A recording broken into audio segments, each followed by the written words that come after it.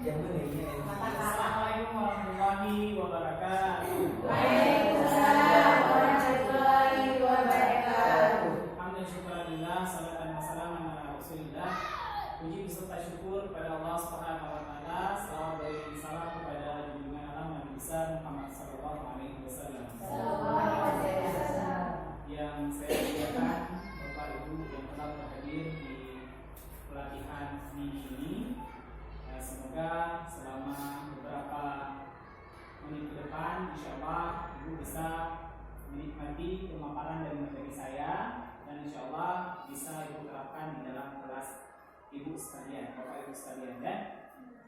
Oke, ini merupakan aksi nyata di modul 1.4 yaitu tentang budaya positif, yang mana pada aksi nyata ini kami sebagai CGP ingin mengaktualisasikan, ingin istilahnya untuk mencontohkan kepada Bapak Ibu guru semuanya apa yang telah kami pelajari yang ada di dalam modul 1.4 ini. Besar harapan kami setelah mengikuti pelatihan ini betul-betul Ibu Bapak semuanya bisa menerapkan seperti apa yang telah kami praktekkan di modul 1.4 ini ya. Sebelumnya kami dari CGP Angkatan 8, fasilitator kami itu adalah Pak Satrio Utomo. Kemudian pengajar praktik yang selalu membimbing kami itu adalah Bu Rahmiati yang senantiasa terjun di sini ya, yang sebulan sekali datang untuk menyapa kami, kemudian membimbing tugas-tugas apa yang akan kami laksanakan selanjutnya. Baiklah Bapak Ibu semuanya, hari ini kita akan berdiskusi ya, istilahnya berdiskusi kecil-kecilan, saling tukar pendapat ya, saling tukar pengalaman tentang apa saja. Yang pertama tentang kebutuhan dasar manusia, kemudian yang kedua disiplin positif dan teori kontrol, kemudian motivasi, penghargaan, restitusi, dan kemudian yang terakhir adalah keyakinan keras. Apa hubungannya ini dengan pendidikan kita di sekolah ini ya? Tentunya ada. Nah, ketika kita dalam mengajar di dalam kelas kita ya, sering terjadi permasalahan-permasalahan yang kadang-kadang permasalahan itu bersangkutan dengan kebutuhan dasar manusia. Contoh misalnya, kenapa kamu tidak semangat belajar hari ini? Saya belum makan. Saya hari ini kena marah Pak. Saya di rumah hari ini tidak dikasih makan. Itu yang mempengaruhi siswa itu dalam belajar dia tidak fokus, memiliki masalah. Makanya kita harus paham sebagai seorang guru, di dalam lokal kita itu ada siswa-siswa yang memiliki kebutuhan dasarnya kadang-kadang pada hari itu tidak terpenuhi. Ya, jadi kita harus sadar sebagai seorang guru. Ya. Kemudian tentang disiplin positif. Disiplin positif apa yang disebut dengan disiplin positif? Apakah disiplin itu harus sesuai dengan peraturan saja atau bagaimana caranya? Nah, itu nanti kita akan jelaskan. Ya. Kemudian motivasi siswa belajar. Nanti kita akan jelaskan motivasi seorang siswa itu memiliki kesuksesan itu ada apa saja penyebabnya. Ya, nanti akan dijelaskan ada 3 motivasinya. Kemudian ada restitusi. Restitusi ini mengembalikan kepercayaan diri siswa setelah dia melakukan kesalahan demi kesalahan yang nanti kita sebagai seorang guru kadang-kadang menghakiminya, memberikan hukuman. Ya, itu adalah langkah restitusinya seperti yang telah dijelaskan oleh Bu Mawali tadi ya. Kemudian keyakinan kelas ini yang sebenarnya yang ingin kami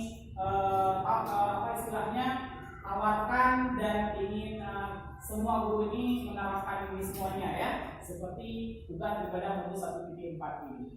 Baiklah, langsung saja kita yang pertama tentang 5 kebutuhan dasar manusia. Siswa kita baik yang kelas tinggi maupun yang kelas rendah semuanya seperti yang kita lihat di sini memiliki 5 kebutuhan dasar manusia. Bahkan bukan hanya siswa saja, saya yakin Bapak dan Ibu semua juga memiliki kebutuhan dasar manusia. Ya, kebutuhan yang pertama tentang kesenangan.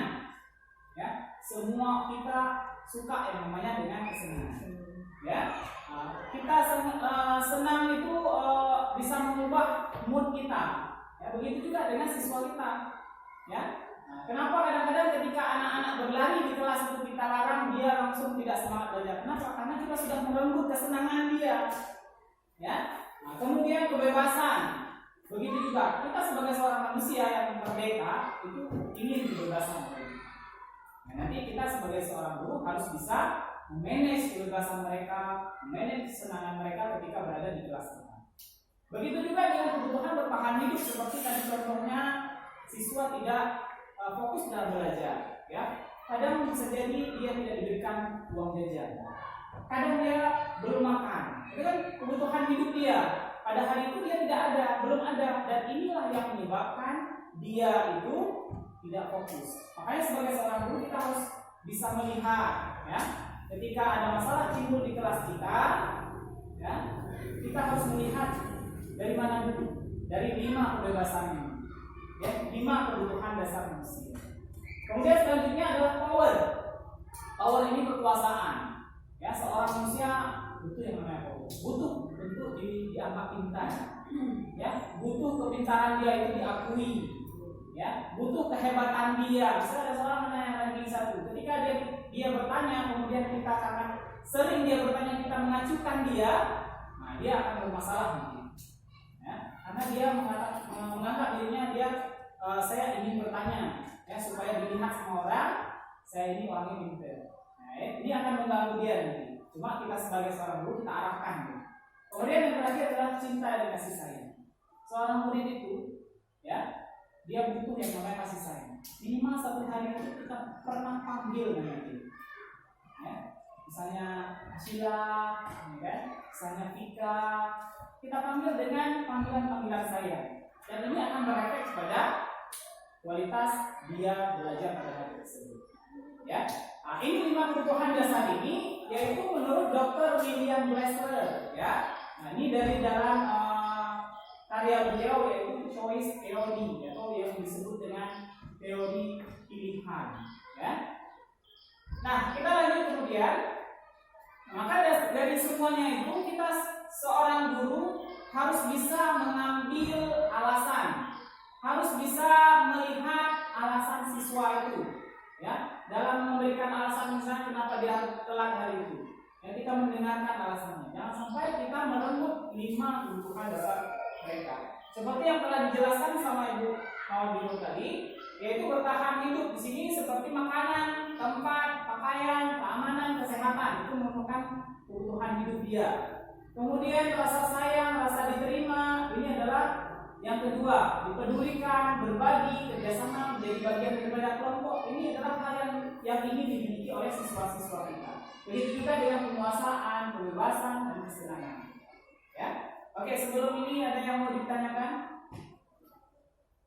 Kira-kira jelas tentang 5 kebutuhan dasar siswa yang harus kita seorang guru pahami, ya. Jadi kita harus menaruh istilahnya apa istilahnya, ya, tabrungun lah kalau bahasa Aceh, ya. Kalau kita bahasa Aceh kita harus tabrungun, kita pedulikan, ya. Nah, kalau ada pertanyaan kita lanjut yang selanjutnya. Nah, ini penjelasan tentang 5 kebutuhan dasar manusia, ya. Silakan dilihat dulu sebentar, walaupun kita nggak semuanya kita tampilkan, ya.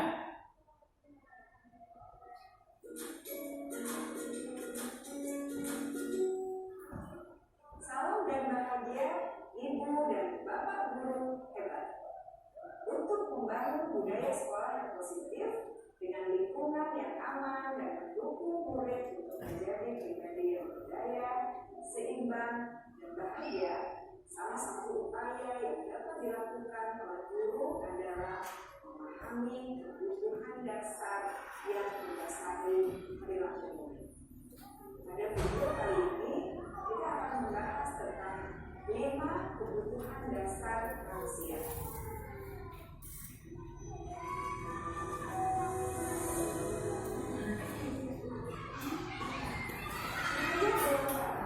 Dalam salah satu kebutuhannya menyatakan dalam ambil contoh perbandingannya dengan hidup kebutuhan seorang petani, dalam hakikatnya sama kewajibannya dengan seorang pendidik yang mengambil hari besar. Hanya dapat menuntun kebutuhan, ia dapat memperbaiki kondisi tanah, melihara tanaman padi, beri pupuk dan air, membasmi pola dalam kuliah, mengganggu di tanaman padi, dan lain sebagainya. Ketika guru memahami kebutuhan apa yang mendasari perilaku murid, guru berusaha mengukur dan mendukung murid dalam memenuhi kebutuhannya secara positif. Pada hakikatnya, guru tersebut ibarat seorang petani sedang berusaha memahami kebutuhan masing-masing tanaman. Ia berusaha memenuhi kebutuhan tanaman tersebut dapat diberikan subur dan maksimal. Dr. William Glasser, seorang psikiater dari Amerika Serikat, menyatakan bahwa seluruh tindakan manusia memiliki tujuan tertentu, yaitu memenuhi kebutuhan dasar. Ketika kelima kebutuhan dasar telah terpenuhi secara memadai, maka murid akan tumbuh dengan seimbang dan efektif. Sebaliknya, jika kebutuhan dasar tidak terpenuhi dengan baik, maka seseorang akan mengalami emosi negatif, bosan, sedih, dan kecewa. Maka mereka dapat melakukan perbuatan yang bertentangan dengan nilai-nilai kebajikan atau melanggar peraturan. Dengan kata lain, perilaku buruk seseorang biasanya adalah respons dari kebutuhan yang tidak terpenuhi. Namun, mereka tidak tahu cara untuk memenuhinya. Ya, cukup ya. Nah, jadi kesimpulannya menurut Ibu tadi ini kejadian-kejadian di sekolah yang timbul akibat mereka itu adalah salah satunya karena kebutuhan dasar mereka itu tidak terpenuhi, ya. Makanya karena mereka tidak tahu ingin menyampaikan bagaimana, mereka berulah, ya. Menarik perhatian guru dengan dalam konotasi negatif. Mereka melakukan misalnya pelanggaran-pelanggaran, padahal di belakang pelanggaran itu mereka ingin menyampaikan bahwa ada kebutuhan dasar saya yang belum terpenuhi. Makanya kita sebagai seorang guru harus mampu membaca, ya. Oke.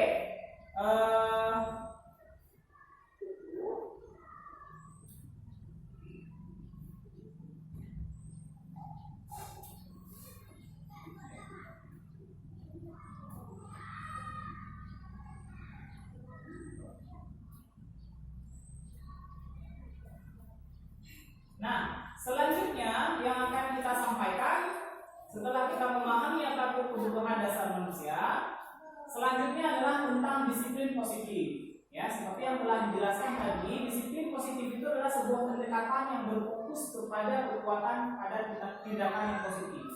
Ya, sesuatu yang bernilai positif itu adalah disiplin. Ya, nah, apa tujuannya? Menghasilkan anak yang bertanggung jawab dalam mengelola tindakan mereka sendiri daripada bergantung pada pihak otoritas sehingga mengatur tindakan mereka. Sering kita dikekang oleh peraturan-peraturan yang kadang-kadang peraturan itu ya tidak sesuai dengan pola pikir mereka. Ya, makanya nanti ada keyakinan kelas. Kemudian prinsip disiplin positif ini adalah untuk membina dan meluruskan perilaku anak agar mengetahui kesalahannya. Kenapa dia datang terlambat? Ya, kenapa dia tidak mengerjakan tugas PR di rumah, ya. Nah, kemudian konsekuensi yang bersifat membangun bukan menghukum, ya. Jadi ketika kita melakukan memberikan sebuah konsekuensi itu harus kita perhatikan efek baiknya. Jangan sampai ketika kita memberikan hukuman malah dia akan lebih ingin melakukan kesalahan yang lainnya lagi. Kemudian menghormati martabat anak, ya. Penegakan kesetaraan dan keadilan, mengembangkan perilaku pro-sosial dan disiplin. Ketika kita tanggap dalam merespon perihal-perihal yang mereka lakukan yang tidak baik, berarti mereka akan yakin kepada kita dan mereka percaya kepada kita bahwa kita sedang memberikan solusi kepada mereka semua. Nah, selanjutnya, dalam keseharian kita sebagai seorang guru, ya, kita sebagai seorang guru itu memiliki 5 posisi kontrol, ya. Nah, apa maksudnya 5 posisi kontrol? Ketika seorang anak melakukan kesalahan, seorang guru itu hadir dalam lima bentuk wajah. Ya. Yang pertama adalah sebagai penghukum, yang kedua adalah membuat orang lain merasa bersalah, yang ketiga teman, yang keempat pemantau, dan yang terakhir ini adalah manajer. Nah, harapan kami semua di antara kita ini guru bisa menerapkan minimal yang 3 ke bawah, ya, dari teman, pemantau, manajer. Ya, apakah penghukum itu tidak baik? Tidak selamanya. Kadang-kadang anak-anak itu memang harus diberikan hukuman, ya, tapi tidak serta merta kita sebagai guru selalu memberikan hukuman kepada mereka. Nah, makanya di sini nanti ada restitusi. Bagaimana cara mengembalikan, membuat seorang anak yang tadi melakukan kesalahan sehingga dia sadar dan dia berani mengambil istilahnya solusi, mencari solusinya sendiri. Jadi sehingga dia itu akan mandiri, ya. Nah, contoh seperti ini tadi, ya, penghukum. Ya, seorang penghukum bisa menggunakan hukuman fisik maupun verbal, dan kata kuncinya adalah hukuman yang diberikan tidak disepakati dulu. Hanya disepakati deh, langsung berambung dulu hukuman. Ya, misalnya seorang anak terlambat, ya, tanpa dia tanyakan kenapa dia terlambat, langsung dia bilang pulang, kamu nggak boleh pergi sekolah hari ini. Nah, itu sebagai seorang penghukum, ya. Nah, kemudian ada yang tipe kedua, seorang guru itu dalam memecahkan masalah indisipliner pada siswa ada membuat orang merasa bersalah. Nah, biasanya guru ini akan berbicara dengan si anak itu dalam keadaan bahasanya lebih lembut, ya, lebih lembut dibandingkan dengan yang tadi penghukum, ya. Nah, dia merasa memberikan stimulus respon kepada si anak sehingga si anak ini merasa, ya Allah, saya sudah bersalah. Kadang ada juga kondisional itu siswa walaupun dia melakukan kesalahan, dia tidak sadar, ya, dia tidak sadar sedang melakukan kesalahan. Nah, yang model yang kedua ini membuat orang merasa bersalah. Kemudian ada yang ketiga, di posisi kontrolnya seorang guru sebagai teman, ya. Kita sering melihat guru favorit, ya, guru favorit itu ketika anaknya melakukan kesalahan, dia langsung menggandeng temannya, si siswa itu sambil mengatakan, nggak apa-apa, hari ini bapak bantu, ya. Nah, hari ini bapak bantu nggak apa-apa, tapi besok yang nanti jangan sampai bantu Pak Zul nanti misalnya, ya. Jadi jangan sampai Pak Zul lalu nanti ditegur sama Bapak kepala sekolah. Jadi kalau ini kamu tolong bantu saya.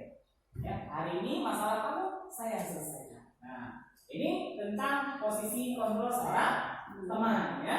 Nah, ya, sebagai posisi teman, ya.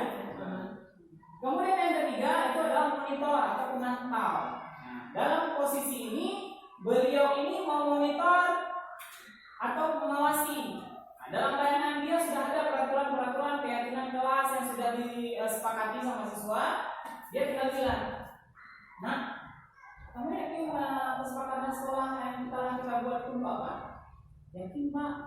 Nah, tapi kenapa hari ini kamu tidak datang ke sekolah dengan cepat? Nah, kan kita sudah menyepakati kita sekolah itu harus datang cepat, ya, disiplin, tepat waktu. Nah, berarti kira-kira kalau kamu melanggar disiplin, konsekuensi apa yang harus kamu lakukan? Kalau kemarin kesepakatan kita membersihkan jendela, Pak, misalnya, ya kan? Nah, jadi dia sebagai orang yang mengawal saja. Nah, jadi anak itu sudah tahu dia konsekuensi ketika dia telat. Nah, ini sebagai seorang pemantau, ya. Nah, posisi yang ketiga yaitu manajer, ya. Respon yang dilakukan dia menunjukkan tanggung jawab guru dalam posisi terakhir. Ya, ini yang sangat bagus, ya. Nah, manajer adalah posisi mentor di mana guru berbuat sesuatu bersama dengan murid, mempersilahkan murid mempertanggungjawabkan masalah yang telah dia lakukan. Contoh misalnya, hari ini kamu terlambat, ya. Kira-kira kamu bagaimana bisa mempertanggungjawabkan tindakan kamu hari ini? Dia akan berpikir, mencari solusi sendiri, ya. Bukan kita yang berikan, dan inilah yang memupuk dia itu untuk bertanggung jawab. Saya mulai besok, ya, akan bangun cepat. Kemudian saya akan untuk menebus kesalahan saya hari ini, saya akan membantu apa yang dia mencari solusi sendiri. Nah, inilah yang ingin kita terapkan di dalam kelas kita. Ya, baik sampai kita yang memberikan hukuman, kita yang memberikan solusi, kita yang memberikan konsekuensi. Ya, terus sekali coba kita melihat dari perspektif siswa bagaimana mereka menyelesaikan masalahnya. Ya. Nah, berkenaan tadi tentang motivasi belajar anak, seperti yang sudah saya jelaskan di awal tadi, siswa itu punya 3 motivasi belajar. Yang pertama, siswa itu kenapa dia selalu giat belajar? Supaya nggak mendapatkan hukuman, menghindari hukuman, menyangana berat, kunang weomlium. Ya, kalau kita nggak kerjakan, nggak kunang dari omlium ya. Nah, ada juga yang mendapatkan penghargaan. Oh, kalau saya bisa melakukan ini nanti guru akan memberikan permen kepada saya. Saya akan mendapatkan ranking. Saya akan mendapatkan pujian dari kawan. Kawan-kawan akan menyadari bahwa saya itu orang yang pintar. Ada penghargaan. Nah, 2 motivasi belajar ini itu disebut dengan motivasi ekstrinsik, berasal dari luar, ya, dari luarnya, ya, mendapatkan penghargaan dan menghindari hukuman. Nah, yang ketiga itu adalah motivasi belajar yang sesungguhnya yang kita harapkan kita pupuk pada siswa, ya, menghargai diri dan sadar diri. Maksudnya bagaimana? Loh, saya hari ini belajar, saya ingin menghargai diri saya, sehingga ketika saya menghargai diri saya mudah dalam menggapai cita-cita saya.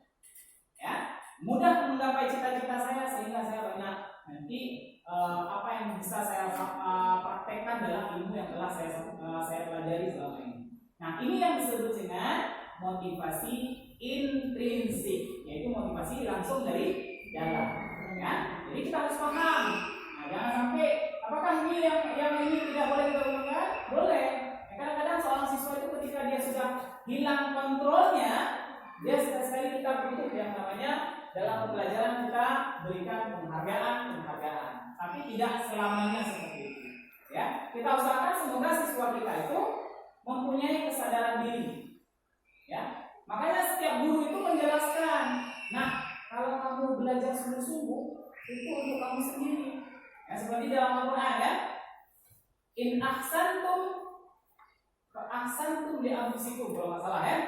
Nah, wa in asatum falaha.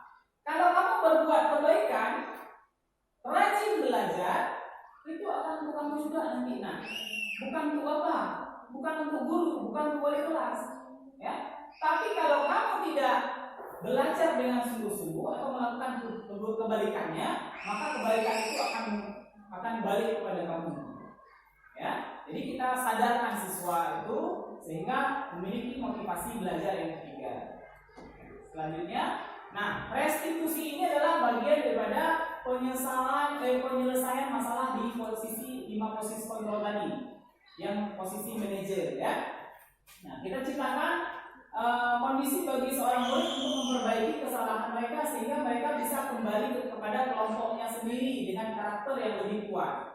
Semua anak pernah melakukan kesalahan, tapi jangan sampai kesalahan yang mereka gunakan, yang mereka lakukan itu membuat mereka itu menjadi down mentalnya, ya, menjadi terpuruk, ya, sehingga mereka sudah kurang percaya diri dalam belajar maupun dalam pergaulan mereka. Nah, langkahnya bagaimana? Seperti yang dijelaskan tadi, yaitu menstabilkan identitas, ada validasi tindakan yang salah, menanyakan keyakinan. Ya, seperti video yang sudah dijelaskan tadi oleh Bu Mawar tadi ya. Nah, mungkin kita tidak terlalu panjang menjelaskannya. Nah, ini tentang piramida segitiga restitusi. Nah, seperti yang kita lihat dari penjelasannya, kamu tentu punya alasan mengapa melakukan itu. Kamu tentu punya alasan mengapa dilakukan. Ya, nah, keyakinan apa yang telah kita sepakati dalam kelas supaya kamu tidak telah disiplin, Pak? Nah, kita tanyakan kepada mereka, ya. Nah, jadi sehingga mereka sadar dan bertanggung jawab atas tindakan yang akan mereka lakukan. Oke, sekarang kita sedikit sebentar ya. Ya, walaupun sudah jam setengah ya. Ya, ice breaking hari ini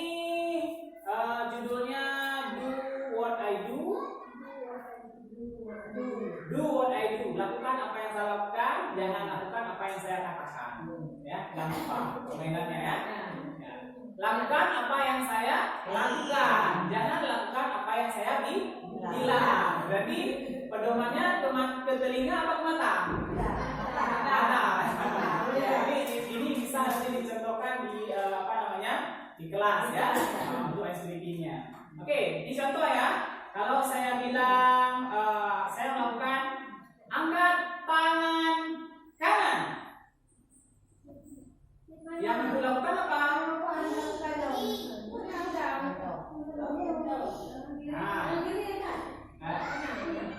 Lihat tangan saya tadi. Ya kan? Nah, berarti lakukan apa yang saya lakukan. Ya. Pegang dagu. Ya, berarti lakukan apa yang saya lakukan. Ya kan? Berarti kuncinya kan mata, bukan telinga.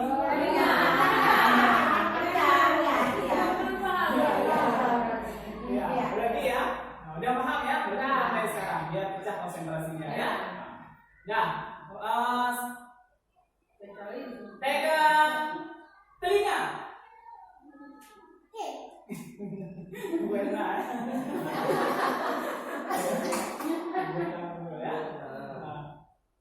Pegang dagu.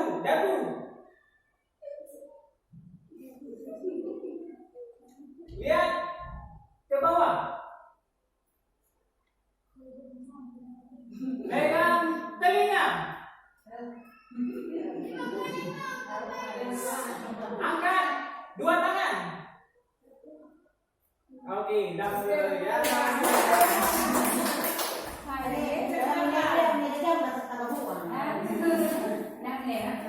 Oke, ya, ini materi yang terakhir ya.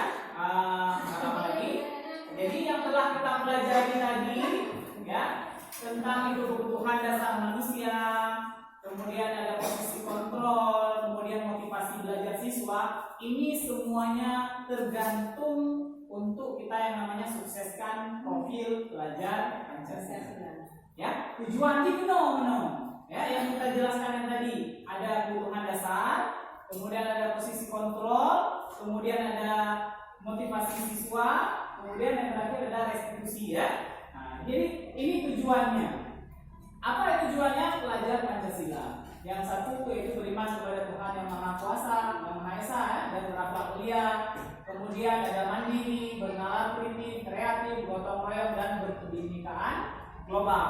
Nah, inilah tugas kita sebagai seorang guru untuk mewujudkan profil pelajar Pancasila, harus mempedulikan 4 hal tadi ya.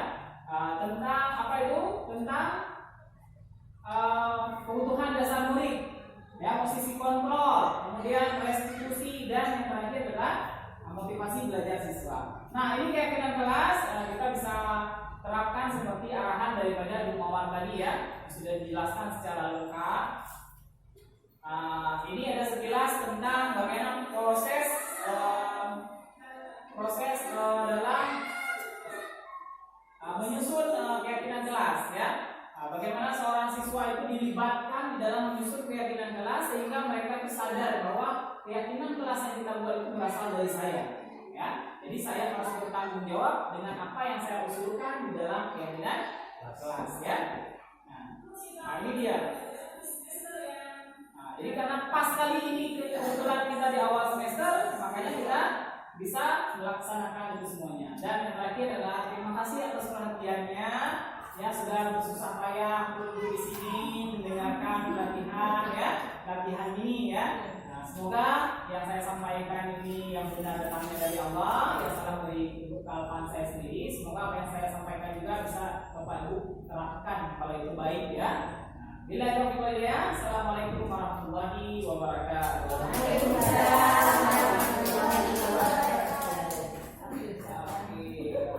Kami nggak bersusah payah kok.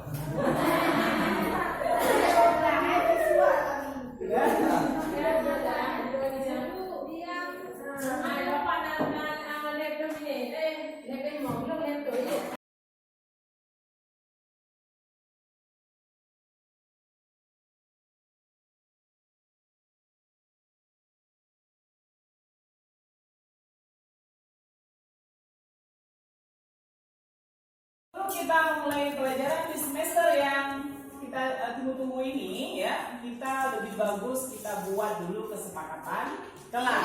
Untuk apa kesepakatan kelas itu? Supaya kita terjaga, supaya nanti kalian bisa teratur, supaya kalian nanti nyaman dalam belajar ya. Untuk itu Pak Zul akan membagikan dulu kertas ini, masing-masing daripada kalian menuliskan kira-kira apa kesepakatan kelas kita hari ini. Siap ya? Siap ya? Siap. Oke, Pak Zul bagi dulu ya.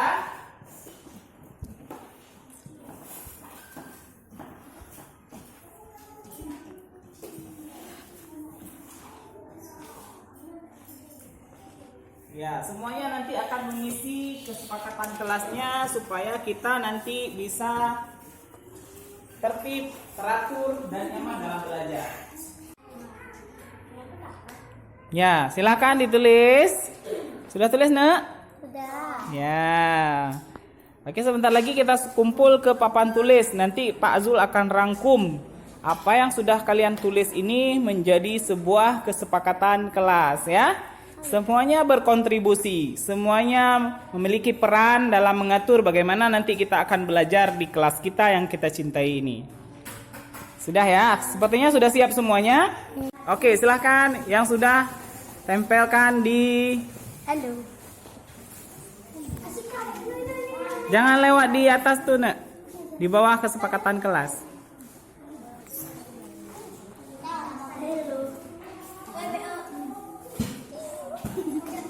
Ya. Sudah siap semua tempel. Ntar lagi kita akan rangkum ya.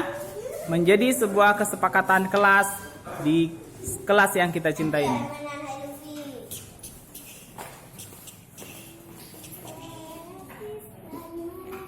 Oke, terima kasih. 5.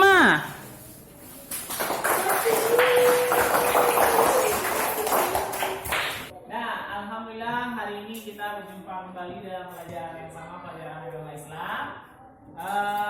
Kita kemarin sudah membuat kesepakatan kelas ya. Pasti mau tanya lagi nih, siapa yang tahu untuk apa gunanya kesepakatan kelas? Biar belajarnya aman. Siapa lagi? Biar tertib. Biar apa lagi, Mulki?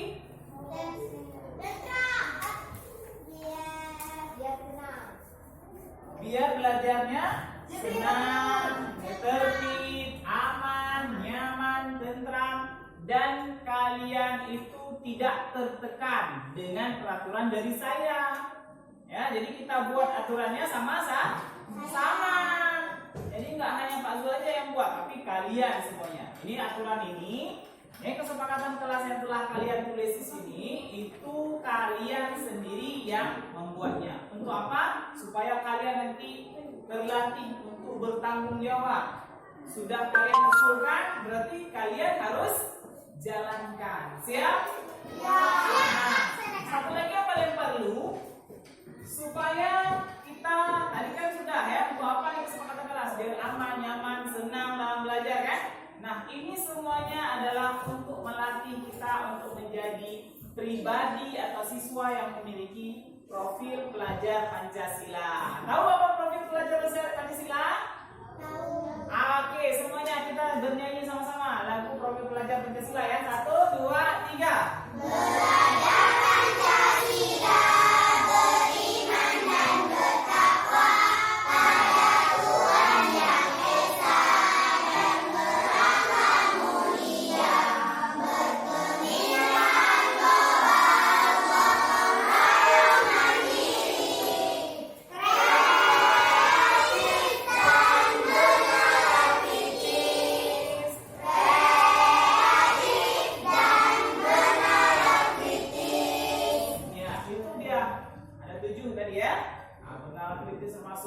Mandiri juga termasuk.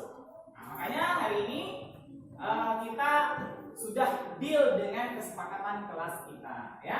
Oke, karena ini banyak yang tulis, sekarang Pak Zul mau mengelompokkannya. Karena nanti kan ada yang sama ini kayaknya ya. Oke ya, kita lihat yang pertama ya.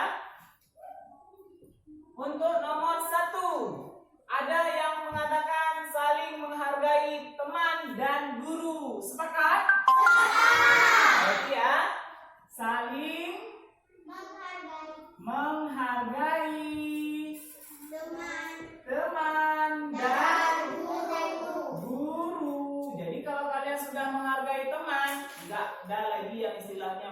sama kawan kalian.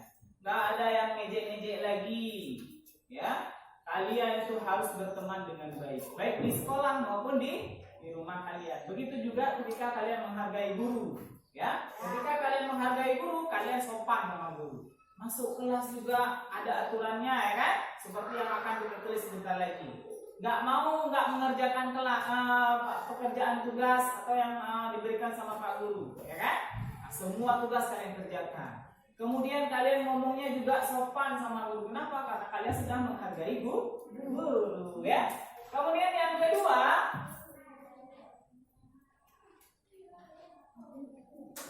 jujur dan disiplin, ya. Nah, ini jujur sudah masuk ke dalam di sini, sudah menghargai, ya. Berarti di sini kita buat apa? Disiplin.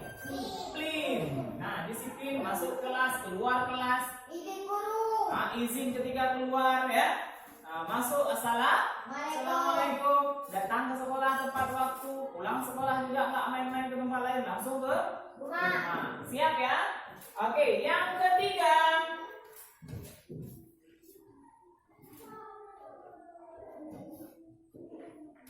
Nah, ada yang mengatakan tidak makan dan minum di kelas. Sepakat? Sepakat. Nomor 3, tidak makan dan minum di kelas. Sepakat ya, berarti. Tapi kalau makan-makan yang snack itu nggak boleh. Kenapa? Bisa mengganggu konsentrasi kita dalam belajar, ya. Nah, kemudian yang selanjutnya, ya, tidak berkata-kata kotor ketika di dalam kelas. Berarti masuk juga artinya tidak membuat Keributan. ya keributan, baik itu keributan dengan kata-kata biasa maupun dengan kata-kata kotor, ya. Ini sepakat. Ini supaya kita menjadi profil pelajar Pancasila. Nah, ada apa? Hah? Kenapa? Oke, sekarang yang kelima. Nah, di sini kita melihat, ya, belajar dengan giat. Sepakat? Sepakat. Ya, jadi belajar dengan giat ini untuk kalian juga, ya. Nah, jadi kalau kalian tidak belajar dengan giat, yang rugi bukan saya, bukan kawan kalian, tapi yang rugi siapa? Kalian. Sendiri. Lun harus belajar, jadi yang dua lun, bukan Pak Zul, bukan kawan, bukan Bu Mawar kalau di kelas kalian, ya. Jadi ini kesadaran kalian sendiri. Kemudian yang keenam,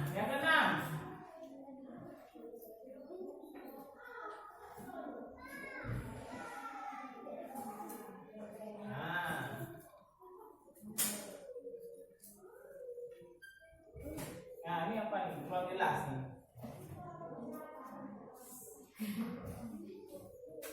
Ya, nah luar biasa. Kelas harus bersih. Berarti apa bahasanya? Menjaga kebersihan. Ya. Jadi kelas ini tanggung jawab siapa? Tanggung jawab kalian semuanya. Ya. Jadi kalau ada kawan kita yang buang sampah sembarangan, ditegur. Ingat keyakinan kelas kita. Ya, kelas ini harus dijaga kebersihannya. Bayangkan kalau kalian di rumah tempat kalian mau tidur, kamar kalian tidur kotor. Nyenyak nggak kalian tidurnya? Ada kecoa, nyamuk, lipat, semua binatang ada di sini. Karena kotor. Ya, ada kerbau. Enggak lah, masa bilang rumah ada kerbau? Ya. Nah, oh itu kalau misalnya dia tak menjaga, kadang-kadang lupa gitu, makanya dia masuk ya. Nah, yang terakhir, ya, yang terakhir sopan dan santun, ya. Sopan, santun. berbicara dengan tamu. Yang namanya sopan dan santun itu apakah cuma untuk guru saja? Sama teman juga, ya. Berbicara jangan kita membawa bahasa-bahasa kasar. Bahasa kasar itu nggak layak kita gunakan karena kita adalah orang yang sekolah. Hanya cocoknya itu bahasa kasar itu digunakan oleh orang yang nggak sekolah, ya. Siap anak-anak? Ya. Oke, berarti sudah kita rumuskan jadi 7, ya, kesepakatan kelas. Nah, di saling menghargai teman dan guru, kira-kira keyakinannya apa ini? Menghargai. Nah, dalam kelas kita harus ada yang namanya menghargai. Kemudian masuk tepat waktu, disiplin. Ini udah keyakinan kelas. Ya, kemudian ada tidak makan dan minum di kelas. Ini maksudnya adalah tertib dan nyaman, keyakinan kita. Ya, jangan lagi belajar makan, nggak nyaman kita belajar. Apalagi di samping ada orang yang buka durian. Kira-kira kalian betah nggak belajar kayak gitu? Lagi belajar orang makan durian. Gimana perasaan kalian? Ih, kok kayak gitu? Ya, ngurung-ngurung hawa kan? Nah, kemudian tidak membuat keributan. Di sini keyakinan kelas kita adalah nyaman. Ya. Kemudian belajar dengan giat. Ini keyakinan kita adalah bersungguh-sungguh dalam belajar. Kemudian ada menjaga kebersihan kelas. Ini kebersihan. Kemudian yang terakhir sopan dan santun, keyakinan kelas kita. Ada 7 keyakinan kelas yang harus kita terapkan di kelas ini. Nah, Pak Zul mau membuat 7 kesepakatan kelas ini di dalam poster, ya. Nanti Pak Zul akan desain posternya. Kemudian Pak Zul juga akan di dalam poster itu Pak Zul akan tambahkan foto kalian, ya, biar kalian semangat. Nanti ketika sudah jadi posternya, kalian tanda tangan nanti. Siap? Siap. Biar kalian semangat ketika melihat keyakinan kelas. Saya teringat, saya makin harus giat belajar. Saya harus menjaga, saya harus disiplin, dan saya harus bla bla bla bla bla. Ya, siap ya? Oke, terima kasih untuk semuanya. Sebentar lagi Pak Zul akan membuat posternya. Kalau kita sudah siap, nanti baru kita akan tanda tangan. Siap ya? Siap. Oke, terima kasih. Tepuk tangan untuk kita semuanya.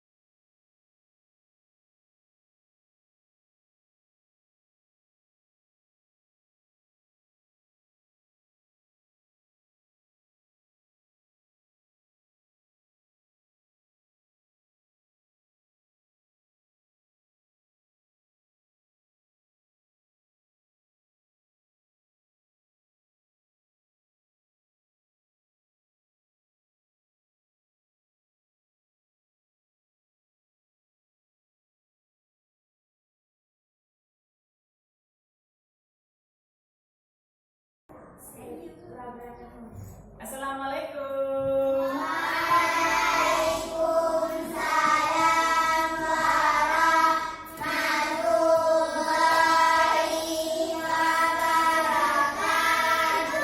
Ya, terima kasih yang sudah menjawab salam. Semoga keberkahan, keselamatan atas kita semuanya ya. Nah, tebak apa yang ada di tangan Pak Zul ini? Oh, nampak ya? Oh iya, inilah yang tadi Pak Zul bilang. Pak Zul akan membuat desain kesepakatan kelas semenarik mungkin, sehingga ketika kalian melihat kesepakatan kelas ini menjadi termotivasi ya. Nah, ini dia. Nah, sekarang kita akan tempel. Kemudian kalian Pak Zul minta untuk tanda tangan. Bukti bahwa ini 7 kesepakatan kelas adalah hasil karya dari kalian sendiri. Siap? Siap ya? Oke, Pak Zul tempel dulu ya, nanti baru kalian tanda tangan ya. Nanti boleh kalian tanda tangan di foto kalian sendiri. Nah, foto kalian sendiri kan ada di sini. Nah, jangan di muka. Ya. Ini nampak foto kalian ya. Tapi di mana? Di bajunya ini ya. Di baju jangan muka. Enggak apa-apa, enggak nampak ya nanti. Enggak ya? Jangan. Di sini aja di baju ya. Berarti nanti nampak jelas tanda tangan kalian ya ketika kalian tulis di baju kalian. Baju kalian semua warna putih kan? Nah, nanti kalian silahkan tanda tangan di baju kalian. Siap ya? Baik, Pak Raja langsung ini di foto kalian ini. Ya? Nah, di baju ini, di baju gambar ini ya. Oke, siap ya? Langsung tempel dulu ini ya. Gak apa-apa. Bilang. Oke, siap.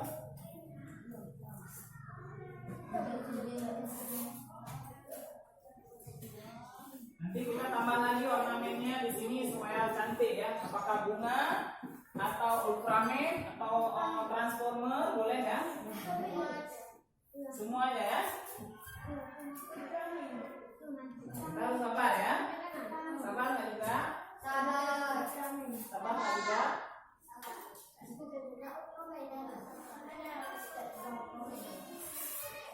Oke.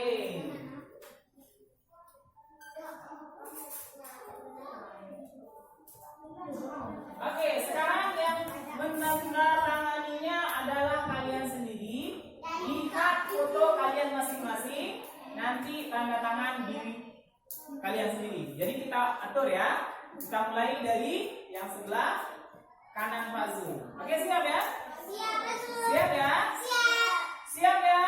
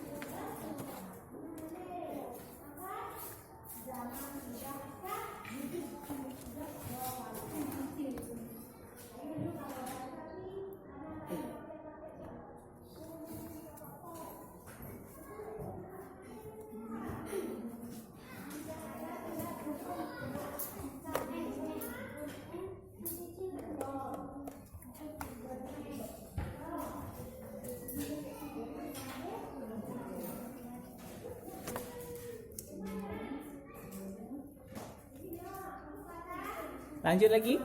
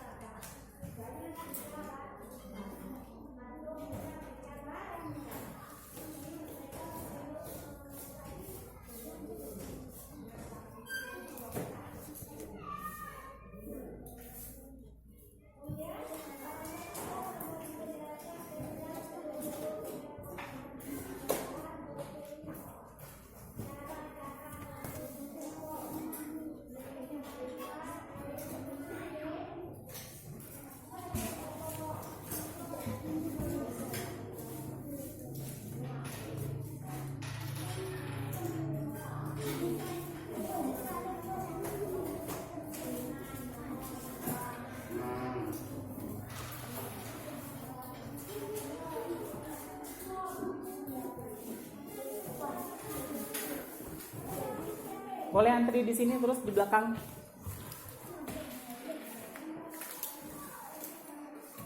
Senyum ke kamera.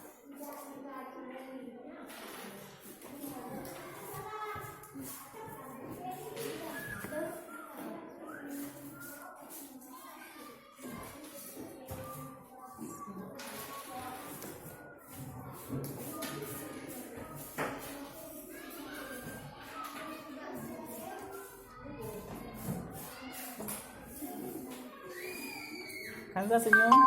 Ya, oke, terima kasih.